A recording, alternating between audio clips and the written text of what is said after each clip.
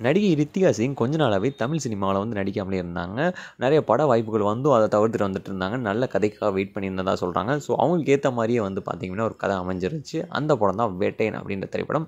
வேட்டையன் திரைப்படத்தில வந்து super star Rajinikanth வந்து lead ரோலா பண்றாரு. ஸோ அதில வந்து கேமியோல பண்றாங்களா? இல்ல ஒரு சப்போர்ட்டிங் ஆக்டரா பண்றாங்களா என்னன்றது தெரியல ரித்திகா சிங். அவங்க ரீசென்ட்டா அவங்க ஷூட்டிங் ஸ்பாட்ல தலைவர் ரஜினிகாந்த் அவர்கள மீட் பண்ணியிருக்காங்க. ஸோ மீட் பண்ணப்போ எடுத்த ஃபோட்டோவ வந்து Instagramல வெளியிட்டிருக்காங்க. அதுக்கு கீழ போட்டிருந்த கேப்ஷன் தான் வந்து பார்த்தீங்க அப்படின்னா, தலைவர் சூப்பர் ஸ்டார் வந்து சூப்பர் ஸ்டார் மாதிரியே கிடையாது. எல்லாரும் சொல்ற மாரியே வந்து அவர் ரொம்பவே சிம்பிளா தான் இருக்கிறாரு.